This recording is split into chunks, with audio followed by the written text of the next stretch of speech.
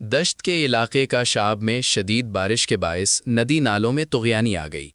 Catch کے دیگر علاقوں کی طرح دشت کا شعاب میں بادل جم کر برسے۔ بارش کے بعد موسم خوشگوار ہو گیا اور سردی کی شدت میں اضافہ دیکھا گیا۔ بارشوں کی وجہ سے لوگوں کے مرجھائے ہوئے چہروں پر خوشی کی لہر دوڑ گئی۔ بچوں نے بارش میں کھیل کود کر خوب لطف اٹھایا۔ آبادیوں کے اندر سے گزرنے والے بارانی ندی نالے بپھر گئے، تاہم ندی نالوں کے دونوں اطراف پر سیمنٹ اور پتھروں سے بنائی گئی پروٹیکشن وال کی وجہ سے قریبی آبادیاں سیلابی ریلوں سے محفوظ رہے۔ علاقہ مکینوں کا کہنا ہے کہ اگر ندی نالوں کے کناروں کو محفوظ نہ بنایا گیا ہوتا تو شاید ندی نالوں کا سیلابی پانی آبادیوں میں داخل ہو جاتا۔ پروٹیکشن وال کی تعمیر پر علاقہ مکینوں نے سابق صوبائی وزیر میر حاجی اکبر آسکانی اور الیاس آسکانی کا شکریہ ادا کیا کہ انہوں نے علاقہ مکینوں کی مشکلات کا احساس کیا ہے۔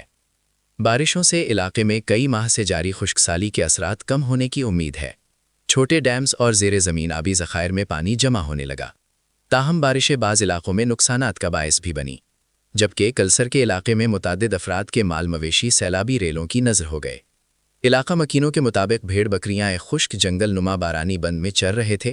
اچانک بند میں پانی داخل ہونے سے بھیڑ بکریاں ہلاک ہوئی ہیں۔